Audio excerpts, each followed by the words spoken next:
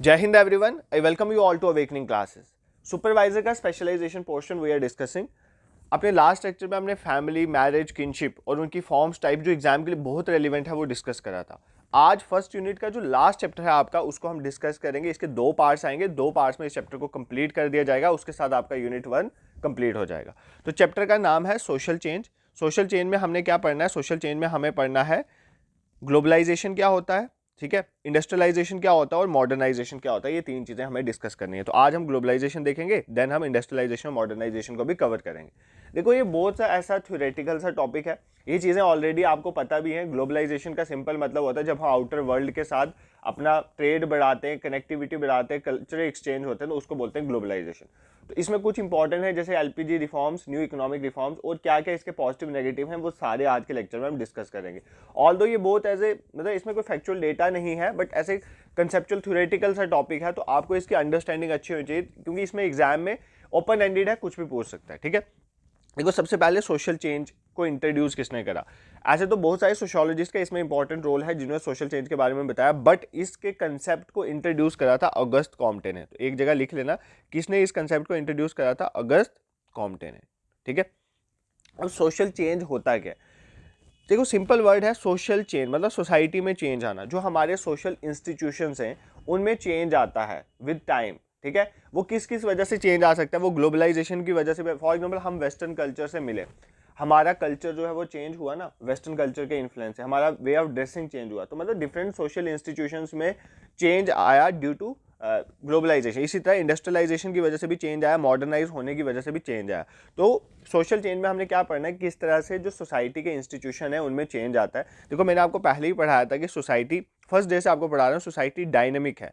Society dynamic है तो वो चेंज होती है टाइम के साथ, मतलब इसके कल्चर में चेंज आता है, बिहेवियर थिंकिंग में चेंज आता है। ये सब चीज़ें टाइम के साथ चेंज होती हैं और इसी चेंज को हमें पढ़ना है इन टॉपिक सोशल चेंज। अब सोशल चेंज ग्लोबलाइजेशन की वजह से भी होता है, इंडस्ट्रियलाइजेशन की वजह से भी होता है, मॉडर्नाइजेशन की वजह से भी होता है। तो आज हम किसकी वजह से पढ़ेंगे? ग्लोबलाइजेशन की वजह से किस तरह से सोशल चेंज होता है, ठीक है। I hope this is clear to you. अब कुछ यहाँ पे डेफिनेशन है वो देख लेते हैं। Social change refers to significant alteration, alteration का मतलब होता है change in the structure, function and behaviour patterns of societies over time. तो सोशल चेंज यही बताता है कि कैसे टाइम के साथ जो सोसाइटी है उसका स्ट्रक्चर में भी चेंज आता है, उसके फंक्शन और किस तरह से बिहेवियर पैटर्न है, लोग किस तरह से बिहेव करते हैं वहाँ पर, इन सब चीज़ों में चेंज आता है विद टाइम।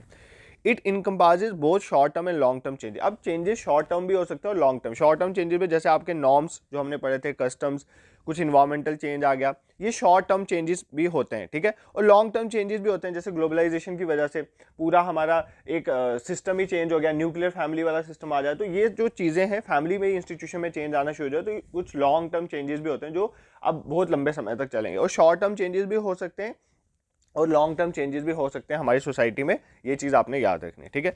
बहुत सारे फैक्टर्स और फोर्सेस हैं इंटरनल और एक्सटर्नल जो सोसाइटी को क्या बनाते हैं? चेंज बनाते हैं। जैसे फॉर एग्जांपल देखो कौन कौन से मेजर फैक्टर्स हैं जो सोसाइटी को चेंज करते हैं, सोशल चेंज में इंपॉर्टेंट रोल प्ले करते हैं। फॉर एग्जाम्पल फिजिकल, जैसे फिजिकल इन्वायरमेंट, किस तरह से इन्वायरमेंट है आपका कल्चर उस तरह से ही चलता है, ठीक है। अगर आपका इन्वायरमेंट में चेंज हो रहा है, ग्लोबल वार्मिंग की वजह से इन्वायरमेंट चेंज हो रहा है, तो आप किस तरह से किसी सोसाइटी में रहोगे, आपका ड्रेसिंग कोड क्या होगा, ये सब चीज़ें भी चेंज होंगी। तो फिजिकल इन्वायरमेंट इंपॉर्टेंट रोल। आपका बायोलॉजिकल स्ट्रक्चर जो है वो भी इंपॉर्टेंट रोल प्ले करता है सोसाइटी के चेंज में। कल्चरल चेंज आने से भी सोसाइटी में चेंज आता है, ठीक है।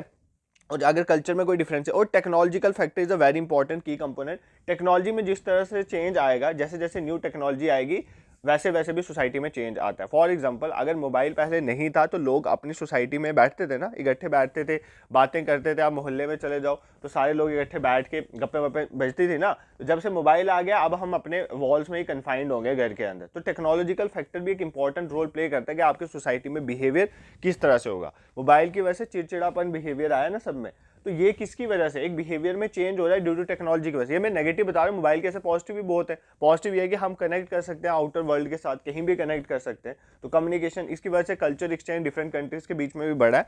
तो देखो यही चीज़ें हैं जो फैक्टर्स हैं सोशल चेंज के। वो फिजिकल भी हो सकता है, बायोलॉजिकल, कल्चरल और टेक्नोलॉजिकल फैक्टर हो सकते हैं जो सोशल चेंज करवाते हैं। अब एग्जाम में आपको पूछेगा इनमें से कौन सा पोटेंशियल फैक्टर है सोशल चेंज का, और ये 4 ऑप्शन डाल के ऑल ऑफ अबव डाल देगा, ठीक है। तो ज़्यादा सोचना नहीं है, ऑल ऑफ द अबव में मार्क कर देना। फिजिकल भी हो सकते हैं, बायोलॉजिकल, कल्चरल, टेक्नोलॉजी। आप सोचो कि बायोलॉजिकल से कैसे होता है, तो इतना इन डेप्थ नहीं जाना है। कहीं ना कहीं बायोलॉजिकल, फिजिकल, कल्चर और टेक्नोलॉजिकल फैक्टर्स जो है इंपॉर्टेंट रोल प्ले करते हैं सोशल चेंज करवाने में, ठीक है। आई होप आपको सोशल चेंज क्या होता है ये तो समझ आ गया, ये तो सिंपल सा था, ये क्लियर होगा आपको। अब हम देखेंगे ग्लोबलाइजेशन क्या होता है। अब हमने एक कंसेप्ट देखना है ग्लोबलाइजेशन। देखो ग्लोबलाइजेशन पता क्या है, सिंपल, ग्लोब मतलब वर्ल्ड, एक ऐसा प्रोसेस जिसमें वर्ल्ड की सारी कंट्रीज आपस में कनेक्शन डेवलप करते हैं, ठीक है, आपस में कनेक्शन डेवलप करते हैं, मतलब एक कंट्री ने रिलेशन इस्टेब्लिश किए विद आउटर वर्ल्ड, उसको बोलते हैं ग्लोबलाइजेशन। जैसे फॉर एग्जांपल इंडिया यूएस के साथ ट्रेड कर रहा है, इंडिया रशिया के साथ ट्रेड कर रहा है, हमारे कल्चर एक्सचेंजेस हो रहे हैं यूएस से रशिया के साथ, इवन जो हमारी वेस्टर्न नेशंस हैं बाकी वाले, इवन जो हमारे अफ्रीकन नेशंस हैं, ठीक है। तो ये सारा क्या हो रहा है, this process is known as globalisation. Globalisation जब भी आ जाए तो वो प्रोसेस होता है ग्लोब में इंटरकनेक्शन बिटवीन द वर्ल्ड की कंट्रीज के बीच में, ठीक है। इससे क्या होता है, इससे हमारी इकोनॉमीज इंटरग्रेट होती हैं। फॉर एग्जांपल इंडियन इकोनॉमी जो है वो यूएस इकोनॉमी के साथ लिंक में आ गया, ठीक है। उसके बाद कल्चर एक्सचेंज होते हैं, ट्रेड बैरियर खत्म होते हैं, बैरियर होते हैं रुकावटें, पहले बड़े ट्रेड बैरियर होते थे कि आप इंपोर्ट नहीं कर सकते, इतना एक्सपोर्ट नहीं कर सकते, ये सारे खत्म हो रहे हैं। ये सारे किसकी वजह से खत्म हुए हैं, ग्लोबलाइजेशन की वजह से। अब आपको पता है एक कंट्री बहुत ज़्यादा डिपेंडेंट हो गई है दूसरी कंट्री में। फॉर एग्जाम्पल कोई raw material, for example India में देखो पहले फ़ोन कितने ज़्यादा चाइना से आते थे, चाइनीज़ कंपनी से फ़ोन आते, तो हमारी इंटरडिपेंडेंस थी चाइना पे फ़ोन में। और इवन जब कोविड-19 आया था तो एक कोविड-19 की जो वैक्सीन बनाने के लिए एपीआईज यूज़ होते हैं, ठीक है। मुझे एग्जांपल याद है, मैं बता देता हूँ। ग्लोबलाइजेशन के फायदे भी है, नुकसान भी, आज हम वही डिस्कस करेंगे। तो अब देखो एपीआईज जो है ना उसको बोलते हैं एक्टिव फार्मास्यूटिकल इंग्रेडिएंट। इसके बिना जो है वैक्सीन नहीं बन सकती, ये हर वैक्सीन में बढ़ता है एपीआई। इसके मेजर प्रोड्यूसर था चाइना, और जब कोविड-19 आया उस टाइम पे चाइना ने इसकी सप्लाई को रोक दिया और वर्ल्ड में बहुत क्राइसिस आया था वैक्सीन का। तो इसीलिए क्या है कि ये किस वजह से हुआ, ग्लोबलाइजेशन की वजह से हो गया। चाइना जो है प्रोड्यूसर था, सबको बेचता था। अगर सपोज करो ग्लोबलाइजेशन नहीं होती तो हर कंट्री अपने लिए एपीआईज बनाने का कोई सोल्यूशन ढूंढती ना, पहले किसी ने नहीं ढूंढा। और जब कोविड आया चाइना ने मना कर दिया, वो तो अपनी नीड पूरी करेगा, चाइना है भी अपने ही देखता है, अपनी इकॉनमी अपना प्रॉफिट देखता है। तो बेसिकली हुआ क्या, ग्लोबलाइजेशन के पॉजिटिव भी हैं और नेगेटिव भी हैं। मैं ये आपको बता रहा हूँ कि globalisation leads to interdependence on countries. Globalisation का मतलब क्या होता है, जब एक कंट्री डिफरेंट कंट्रीज के साथ रिलेशन इस्टेब्लिश करती है, उसकी वजह से वो रिलेशन सिर्फ इकोनॉमिक नहीं होते, वो पॉलिटिकल भी होते हैं, सोशल भी होते हैं, कल्चरल भी होते हैं। ये चीज़ें याद रखना, ठीक है।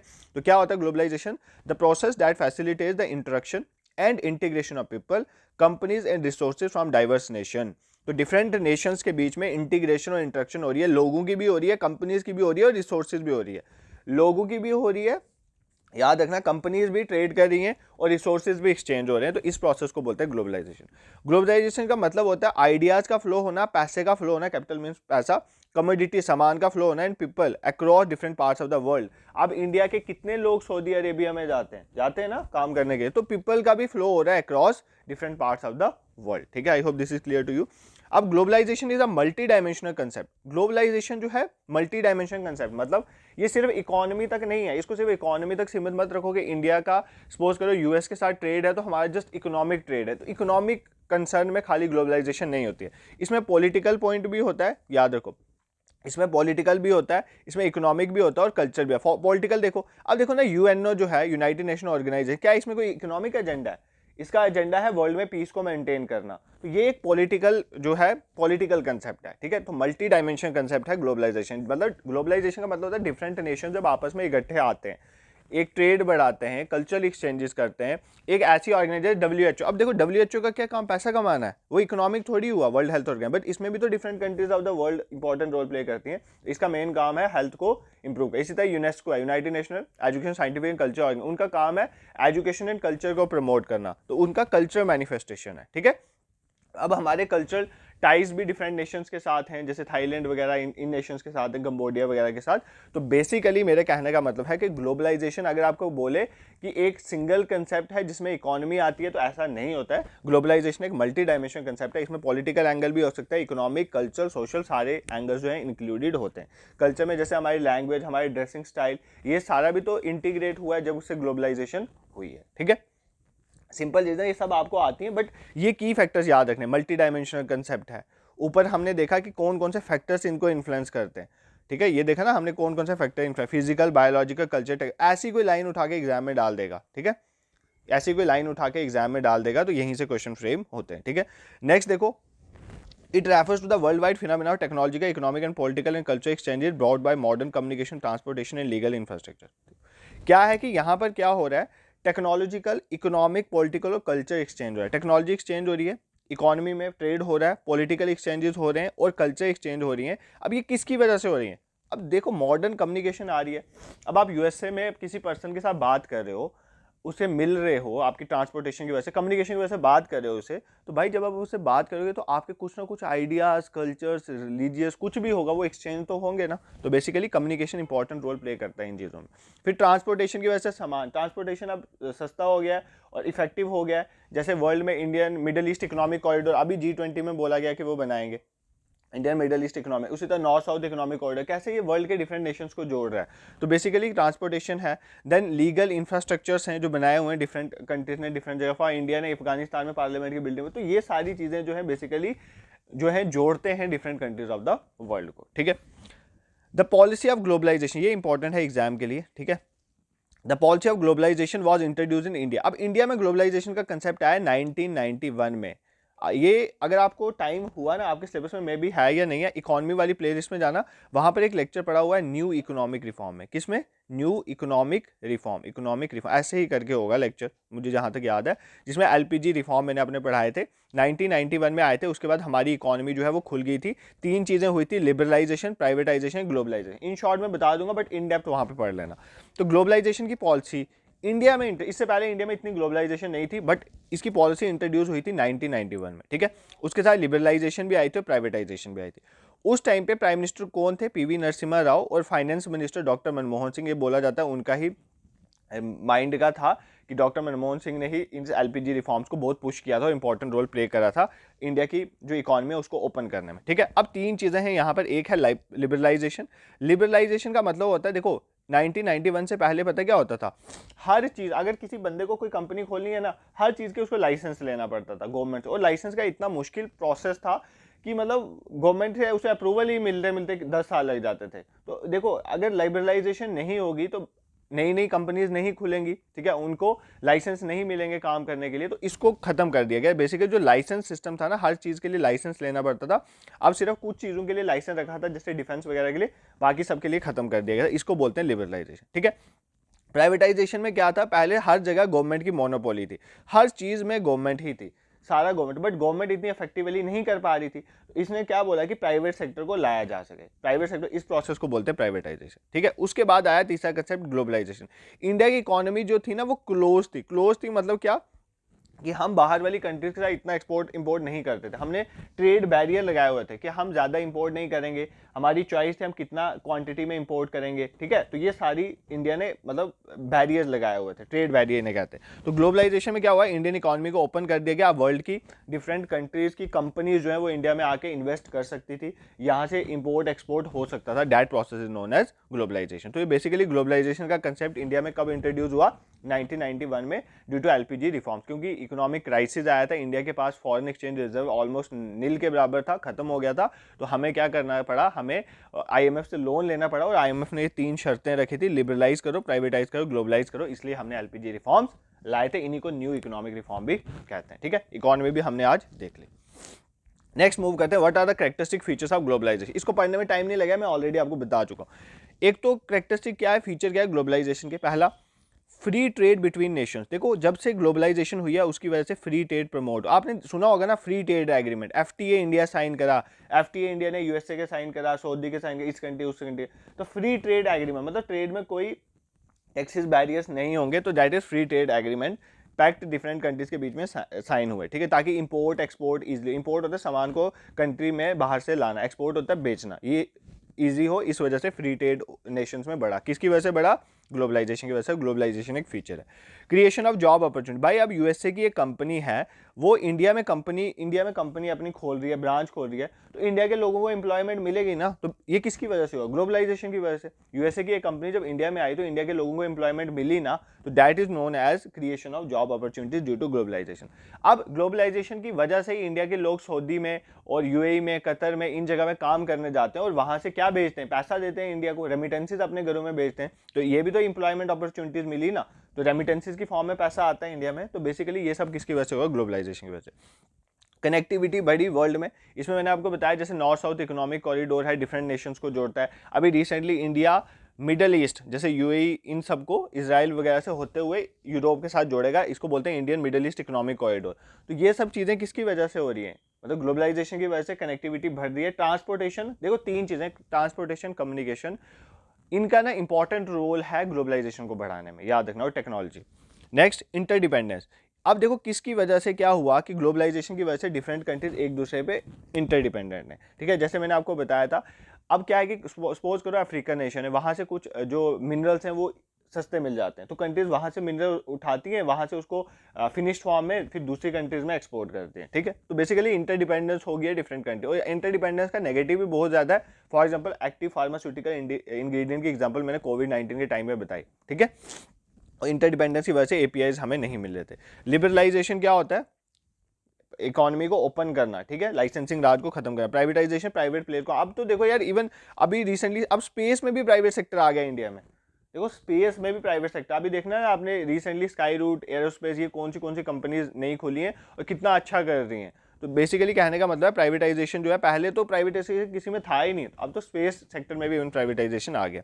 तो कल्चर एक्सचेंज होते हैं डिफरेंट कंट्रीज के बीच में, ठीक है, डिफरेंट कल्चर एक्सचेंज हो रहे हैं। अब एक चीज़ मैं आपको यहाँ पर बता दूँ, प्राइम मिनिस्टर का एक इंपॉर्टेंट रोल है, ठीक है, प्राइम मिनिस्टर नरेंद्र मोदी जी का इस चीज़ में इंपॉर्टेंट रोल है ग्लोबलाइजेशन में। आप देखो इससे पहले कोई भी इंडियन जो लीडर है वो इतनी ज़्यादा इन्वॉल्वमेंट वर्ल्ड में नहीं दिखाता था। कि एक रिपोर्ट निकालता है, मुझे उस रिपोर्ट का नाम भूल गया अभी एट प्रेजेंटली, आप जाके सर्च करना, वर्ल्ड की टॉप मतलब लीडर्स की रिपोर्ट बनता है, उसमें कितने सालों से हमेशा टॉप पे जो है नरेंद्र मोदी चल रहे हैं, क्योंकि उनका वर्ल्ड में इन्फ्लुएंस बहुत ज़्यादा है, वर्ल्ड में इन्फ्लुएंस बहुत ज़्यादा, और इनकी वजह से देखो डिफरेंट नेशंस के साथ हमारे पॉलिटिकल, इकोनॉमिक, कल्चरल टाइज जो हैं वो बहुत ज़्यादा बढ़ रहे हैं। तो ग्लोबलाइजेशन के में एक इंपॉर्टेंट रोल उन्होंने प्ले करा है। इंप्रूव्ड स्टैंडर्ड ऑफ लिविंग, तो ग्लोबलाइजेशन की वजह से स्टैंडर्ड ऑफ लिविंग, आप देखो डिफरेंट कंपनीज आएंगी, रोजगार मिलेगा, तो स्टैंडर्ड ऑफ लिविंग जो है वो इंप्रूव होगा। Mutual understanding and friendship among Nations, तो नेशंस के बीच में म्यूचुअल अंडरस्टैंडिंग और फ्रेंडशिप जो है डेवलप हो गया। इसमें भी नरेंद्र मोदी जी की एग्जाम्पल लूंगा, रशिया के साथ रिलेशन देख लो, पुतिन के साथ उनके, फ्रांस के इमैनुअल मैक्रोन के साथ उनके रिलेशन देख लो, ठीक है। उसका डोनाल्ड ट्रंप के साथ पहले बहुत अच्छे रिलेशंस थे उनके, इटली की जो है प्राइम मिनिस्टर, उनके साथ भी उनके अच्छे रिलेशन। तो मतलब इस तरह से क्या है कि म्यूचुअल अंडरस्टैंडिंग और फ्रेंडशिप वाला बॉन्ड है, डिफरेंट कंट्रीज के साथ डेवलप हुआ है। माइग्रेशन एंड मोबिलिटी, आप देखो कितने लोग माइग्रेट होते हैं, और मोबिलिटी होती है, चाहे वो वर्क के लिए हो, जिस मर्जी चीज़ के लिए हो, तो डिफरेंट नेशंस के बीच में बढ़ती है। अब देखो ये सिंपल सिंपल चीज़ें आपको ऑलरेडी भी आती हैं। अब मेन कॉजेज क्या है, एक तो टेक्नोलॉजिकल एडवांसमेंट होने की वजह से जो ग्लोबलाइजेशन है वो बढ़ रही है। ट्रांसपोर्टेशन फास्ट हो गया है, तो हम किसी भी जगह जा सकते हैं। अभी आपको अगर सपोज करो कि घूमने जाना है, तो पहले आप इंडिया में ही घूमते थे, अब आप इंडिया से बाहर निकल जाते हो, तो ट्रांसपोर्टेशन अच्छा है। फिर कम्युनिकेशन अच्छा है, आप कहीं भी बात कर रहे हो, तो अगर आप किसी से बात कर रहे हो, कम्युनिकेट कर रहे हो, आपके पास आज सोशल मीडिया है, उनकी वजह से कम्युनिकेट कर रहे हो, तो भाई आप किसी से बात करोगे तो कल्चरल एक्सचेंजेस होंगे, ठीक है, आप उसको मिलने भी जाओगे, ठीक है। उसके बाद इकोनॉमिक भी आपके बीच में टाइज हो सकते हैं डिफरेंट नेशंस के बीच में। तो ये है डिफरेंट कॉजेज ऑफ हमारी ग्लोबलाइजेशन के, मेन कॉजेज ये हमने देख लिए। Next is what are the positive and negative impact of globalisation. Positive क्या है, पहले पॉजिटिव देख लेते हैं। देखो पॉजिटिव में क्या है, free flow of foreign capital. देखो फॉरेन कैपिटल इंडिया में आ रही है, डिफरेंट कंट्रीज, कंपनीज जो इंडिया में पैसा इन्वेस्ट कर रही हैं, इसी को बोलते हैं फॉरेन डायरेक्ट इन्वेस्टमेंट। दो तरह के होते हैं, फॉरेन डायरेक्ट इन्वेस्टमेंट है, फॉरेन इंस्टीट्यूशनल इन्वेस्टमेंट। तो फॉरेन कंट्रीज की जो कंपनीज है वो इंडिया में पैसा इन्वेस्ट कर रही है। ये किसकी वजह से हुआ, ग्लोबलाइजेशन, उसका पॉजिटिव चीज़ है ना। इंडिया में पैसा इन्वेस्ट करिए, इंडिया में जॉब अपॉर्चुनिटीज क्रिएट होगी, इंडिया में पैसा जनरेट होगा, अच्छी चीज़ है। ट्रेड बैरियर जो है खत्म हो गए हैं, ट्रेड इनहेंस हो रहा है, हमारा एक्सपोर्ट भी बढ़ रहा है। Increase in production and employment, production भी बढ़ रही है और एम्प्लॉयमेंट भी बढ़ रही है, ठीक है। देखो जब कंपनीज आएंगी तो प्रोडक्शन बढ़ेगी, एम्प्लॉयमेंट बढ़ेगी, एजुकेशन अपॉर्चुनिटीज बढ़ रही है। देखो फॉर एग्जांपल एजुकेशन अपॉर्चुनिटी मतलब आप देखो आप कितने इंडियंस जो है वो बाहर जाके भी पढ़ाई करते हैं। तो और इवन जो हमारी कंट्री की जो आईआईटीज हैं, अभी रिसेंटली हमारी आईआईटी ने मडागास्कर या पता नहीं कौन से, तंजानिया में, आई थिंक तंजानिया में आईआईटी जो है मद्रास ओपन हुई है, उन्होंने अपना कैंपस ओपन करा है। तो देखो हमारी जो कंट्री की जो आईआईटीज हैं वो बाहर जाके ओपन करें। इसी तरह जैसे हमारी आईआईटी बेंगलोर है ना, अभी रिसेंटली उन्होंने एमओयू साइन करा यूनिवर्सिटी ऑफ मेलबोर्न के साथ, ताकि इंफ्रास्ट्रक्चर एजुकेशन इंपोर्ट हो, बढ़े, अच्छे से हो। तो एजुकेशन की सेक्टर में भी एक इंपॉर्टेंट रोल अपॉर्चुनिटीज प्ले हो रही है। टेक्नोलॉजी का एडवांसमेंट, गवर्नमेंट ने डिफरेंट स्कीम्स चलाई हैं ताकि जो बाहर एनआरआईज है ना वो इंडिया में आके टेक्नोलॉजी के सेक्टर में इंपॉर्टेंट रोल प्ले करें। तो देखो ये भी किसकी वजह से हो रहा है, ग्लोबलाइजेशन की। टूरिज्म इंडस्ट्री बढ़ रही है, टूरिज्म इंडस्ट्री बढ़ने का मतलब है, अब देखो हम अपने टूरिज्म सेक्टर, जैसे फॉर एग्जांपल अयोध्या, अभी अयोध्या मंदिर जो बना है उसमें देखना कि कितना टूरिज्म वाला एंगल आएगा, क्यों आएगा? क्योंकि ग्लोबलाइजेशन की वजह से बाहर के जितने भी लोग हैं वो वहाँ पर आएंगे, जैसे ताजमहल देखने आते हैं। तो बेसिकली टूरिज्म इंडस्ट्री भी ग्लोबलाइजेशन की वजह से बढ़ती है, और टूरिज्म सेक्टर एक इंपॉर्टेंट रोल प्ले करता है किसी की कंट्री की जीडीपी को बढ़ाना। हर एक चीज़ के नेगेटिव भी होते हैं, टूरिज्म के नेगेटिव भी होंगे, पॉल्यूशन बढ़ता है, दिस दैट, बट पॉजिटिव भी है। ग्लोबलाइजेशन पॉजिटिव नेगेटिव दोनों लेके आता है, हम नेगेटिव भी डिस्कस करेंगे। और नॉलेज डिफ्यूज होती है एक कंट्री से दूसरी कंट्री के बीच, चाहे वो टेक्नोलॉजिकल नॉलेज हो, education knowledge, research and development हो, वो सारे इन्फ्यूज होते हैं एक कंट्री से दूसरी कंट्री। अब इसके नेगेटिव इंपैक्ट कितने, फॉर एग्जाम्पल देखो ना यार, फ्रांस है और ये जो स्वीडन, नॉर्वे वगैरह, इनसे हमने इतनी अच्छी टेक्नोलॉजी सीखी है। कौन सी टेक्नोलॉजी? जैसे ये रीन्यूएबल एनर्जी सोर्सेज को कैसे डेवलप करना है, जैसे स्वीडन, डेनमार्क वगैरह कंट्रीज हो गई, ठीक है। नेक्स्ट नेगेटिव इंपैक्ट क्या है? Destruction of native industry. देखो यार, अगर आप अपनी इकोनॉमी ओपन कर रहे हो, अगर सपोज करो एक कंट्री है, अफ्रीकन नेशन है, उसकी इकोनॉमी में प्रोडक्शन बहुत महंगी है, ठीक है, उसको इतनी टेक्नोलॉजी नहीं है तो प्रोडक्शन महंगी है। अब वो अगर अपनी इकोनॉमी ओपन कर देता है ग्लोबलाइजेशन की वजह से, तो चाइना पूरा सामान उधर डंप कर देगा, तो वो जो अफ्रीका की अपनी इंडस्ट्रीज होंगी वो खत्म हो जाएंगी, क्योंकि चाइना का सामान सस्ता है। तो बेसिकली कई बार ग्लोबलाइजेशन की वजह, कई बार नहीं बहुत बार ग्लोबलाइजेशन की वजह से जो आपकी अपनी इंडस्ट्रीज हैं वो खत्म हो जाती हैं, ठीक है। इन्वायरमेंट में बहुत ज़्यादा इंपैक्ट पड़ रहा है, पोल्यूशन, ये वो इन्फ्लुएंस जो है वो है ग्लोबलाइजेशन की वजह से ही कोविड-19 इंडिया में पहुंचा है, ठीक है। अगर नहीं होती ग्लोबलाइजेशन तो इतना चाइना के साथ नहीं होता, इंपोर्ट एक्सपोर्ट वगैरह नहीं होता तो नहीं पहुंचता। तो बेसिकली इम्पैक्ट होता है इन्वायरमेंट पे भी, ठीक है। नेक्स्ट चीज़, poor countries are at loss. Poor countries हमेशा लॉस में होती हैं क्योंकि इनइक्वालिटी। देखो ना, पुअर कंट्रीज उतना बेनिफिट नहीं उठा पाती हैं ग्लोबलाइजेशन का। इवन जब स्टार्टिंग में इंडिया ने भी ग्लोबलाइजेशन का इतना बेनिफिट नहीं उठाया, अब धीरे धीरे उठाना शुरू किया, बट चाइना जैसी कंट्री ने बहुत ज़्यादा ग्लोबलाइजेशन का फायदा उठाया। तो जो कुछ कंट्रीज होती हैं अफ्रीकन नेशन, जो पुअर नेशंस होंगे, वो ग्लोबलाइजेशन का इतना बेनिफिट नहीं उठा पाते। इन इक्वलिटीज रहती हैं डिफरेंट कंट्रीज के बीच में। Exploitation of labour. अब देखो, काम करवाने के लिए ना वेजेस बहुत कम रखते हैं, और डिफरेंट कंट्रीज जो हैं वेजेस कम रखते हैं और वर्किंग और बहुत बढ़ा दिए। तो मतलब एक्सप्लॉइटेशन हो रहा है लेबर का ग्लोबलाइजेशन की वजह से। अनइक्वल इकोनॉमिक डेवलपमेंट जो है डिफरेंट कंट्रीज में अनइक्वल वे में हो रही है, कोई ज़्यादा डेवलप हो रहे हैं, कोई कम डेवलप हो रहे हैं ड्यू टू ग्लोबलाइजेशन। और फार्मर्स में क्या इंपैक्ट हो रहा है ये ध्यान से समझो। देखो, फार्मर्स में ये इंपैक्ट हो रहा है कि अब क्या हुआ, अब हुई ग्लोबलाइजेशन, अब आई मशीनरीज, ठीक है। मशीनरीज का पॉजिटिव ये हुआ कि प्रोडक्शन बढ़ी, ठीक है, टेक्नोलॉजिकल डेवलपमेंट की वजह से मानते हैं प्रोडक्शन बढ़ी। बट अब हर पर्सन के लिए मशीन लेना तो पॉसिबल नहीं था, हर फार्मर के लिए मशीन्स कॉस्टली थी, टेक्नोलॉजी कॉस्टली थी। जो तो अमीर फार्मर थे उन्होंने ले ली, प्रोडक्शन बढ़ा रही, वो तो बन गए, वो तो और रिच हो गए, तो मतलब अनइक्वल हुआ ना। अब जो गरीब फार्मर थे वो जब ट्रैक्टर और ये मशीनरी बेटर नहीं ले पाए, ठीक है, नहीं ले पाए, कॉस्टली थी, नहीं ले पाए, उन्होंने क्या करना शुरू किया, उन्होंने लोन लेना शुरू किया इसको लेने के लिए। जब उन्होंने लोन लिया, मनी लैंडर्स थे, तो वो डेट ट्रैप में फंसते गए, और जब वो अपना डेट नहीं दे पाए तो आपको पता है इंडिया में फार्मर सुसाइडल केस कितने हैं, ठीक है। तो बेसिकली ये है कि जो फार्मर्स हैं, जो स्मॉल और मार्जिनल फार्मर्स थे, उनको बहुत ज़्यादा ग्लोबलाइजेशन का नुकसान हुआ। जो तो रिच फार्मर्स थे उनको बेनिफिट हुआ, क्योंकि वो technological advancement, high yielding seeds हो गया या ट्रैक्टर, ये वो मतलब जो टेक्नोलॉजिकल डेवलप चीज़ें हैं ये ले सकते थे, बट जो poor and small and marginal farmers थे वो नहीं ले सकते। तो ये बेसिकली नेगेटिव इंपैक्ट भी है, ठीक है। और कुछ और देख लो, जैसे और पॉजिटिव इंपैक्ट क्या आते हैं, फॉर एग्जांपल ई लर्निंग का कंसेप्ट, ठीक है। अब हम ऑनलाइन लर्निंग करते हैं, ये भी तो ग्लोबलाइजेशन की वजह से। अगर यूट्यूब नहीं होता गूगल का, तो आज मैं आपको कैसे पढ़ा रहा होता, ठीक है। वो कहाँ का है? गूगल का, यूएस की कंपनी है, बट चला मेरा यहाँ से पढ़ा रहा हूँ इंडिया से, और आप देख रहे हो बेसिकली तो जियो है, तो मतलब जियो की वजह से देखो, तो ये सारा लिंक है। तो ई लर्निंग भी इंपॉर्टेंट फैक्टर, जैसे एजुकेशन सिस्टम इंप्रूव हुआ। और क्या है, जैसे फॉर एग्जाम्पल हेल्थ में क्या होता है, आपको पहले लंबी लाइनों में लगना था हॉस्पिटल में, आज टेलीमेडिसिन है, आप अपने डॉक्टर को ऑनलाइन के थ्रू भी कंसल्ट कर सकते हो, उससे पूछ सकते हो क्या हुआ, प्रॉब्लम बता सकते हो, डिस्कशन हो सकती है। ये सारी चीज़ें आजकल फैसिलिटी प्रोवाइड हैं ड्यू टू ग्लोबलाइजेशन, ठीक है। I hope this is clear to you. देखो यार, ये टॉपिक जो था ना, इसमें कुछ ऐसा है नहीं है कि मुझे भी समझ नहीं आता एग्जाम में किस तरह से पूछेगा। तो जो भी पूछेगा ना वो इतना इजी होगा कि आप वहाँ पर कर पाओगे। एक दो चीज़ें जो बताई हैं जैसे मल्टी डायमेंशन, ये सब देख लेना, पॉजिटिव नेगेटिव थोड़ा समझ आ जाए। ये नहीं देखना कि सिर्फ ग्लोबलाइजेशन के पॉजिटिव है नेगेटिव है। और न्यू इकोनॉमिक रिफॉर्म 1991 में एलपीजी आए थे, तो वो देख लेना। अब एक और थ्योरेटिकल टॉपिक बढ़ते हैं, जैसे ये ना ग्लोबलाइजेशन, सेम इसी तरह का इंडस्ट्रियलाइजेशन मॉडर्न है, इसमें भी कुछ नहीं है, ये देखेंगे, उसके बाद जो हम नया डिस्कस करेंगे, ठीक है। और एक और इंपॉर्टेंट चीज़, मैं कमेंट सेक्शन को देख रहा था। अब देखो यार, आप बच्चे खुद कंफ्यूज हो बहुत ज़्यादा। जब मैंने स्टार्ट करा था तो मैंने आपको बोला था कि कैसे पढ़ना है, एमसीक्यूज के पढ़ना है कि थ्योरी फॉर्मेट में पढ़ना, ठीक है। मैंने टेलीग्राम पे एक पोल डाला, एक डाला यूट्यूब में। यूट्यूब में जो पोल डाला उसमें थ्योरी वाला आया, और जो मैंने डाला टेलीग्राम पे उसमें बोला एमसीक्यू कम रिवीजन से, ठीक है। तो मैंने स्टार्ट करा एमसीक्यू कम रिवीजन। बीच में आपने बोला सर थ्योरी में पढ़ेंगे क्योंकि हम कहीं से इनरोल नहीं है, फिर मैंने थ्योरी स्टार्ट करी। अब आप बोलते हो सर आपके चैनल का एमसीक्यूज कम जो रिवीजन वाला तरीका है वो बहुत बेस्ट है, क्योंकि उससे हमें पता चलता है किस तरह से एमसीक्यूज आते हैं। अब मुझे एक चीज़ बताओ कि मतलब क्या करना है, अब कन्फ्यूजन में तो आप भी हो। तो देखो मैंने यही सोचा कि जो आगे वाला नेक्स्ट टॉपिक है वो भी हम ऐसे पढ़ा देंगे।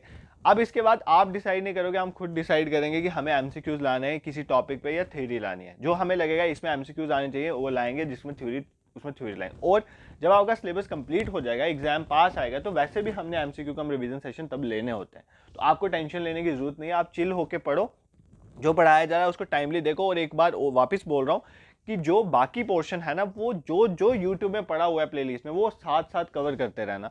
सबकी प्लेलिस्ट बनी हुई है, एमसीक्यू कम रिवीजन सेशन की फॉर्म में है और कुछ थ्योरी फॉर्मेट में, उनको साथ साथ पढ़ लो, क्योंकि फिर टाइम नहीं बचेगा और लास्ट में सारा कवर नहीं है। मैं वही कवर करवाऊंगा जो मैंने ऑलरेडी नहीं पढ़ा है, ठीक है। तो ये चीज़ आप याद रखना। और जो भी फाइनेंस एसआई के बच्चे हैं, अब कल उनका 3rd मॉक टेस्ट है। अगर आपने अभी तक मॉक टेस्ट में इनरोल नहीं करा तो कर लें, 26 को नेक्स्ट मॉक है। 2023 वाला ये ऑफिशियल वेबसाइट में पढ़ो, आप कभी भी जाके दे सकते हैं, अनलिमिटेड अटेम्प्ट्स हैं। तो आप इनमें जरूर इनरोल करो, मैं डिस्क्रिप्शन में वीडियो डाल दूंगा किस तरह से इनरोल करना है। awakeningclasses.in हमारी ऑफिशियल वेबसाइट है, वहाँ पर जाके आप इनरोल कर सकते हो, कमेंट सेक्शन में भी पिन कर दूंगा, ठीक है। I hope this is clear to you. और प्लेलिस्ट में जाके जो सुपरवाइजर के टॉपिक्स हैं वो साथ साथ कवर करो, सारे आपके लिए बनाए जा रहे हैं, और टाइमली लेक्चर्स देखा करो। This is it for today, thank you so much for watching.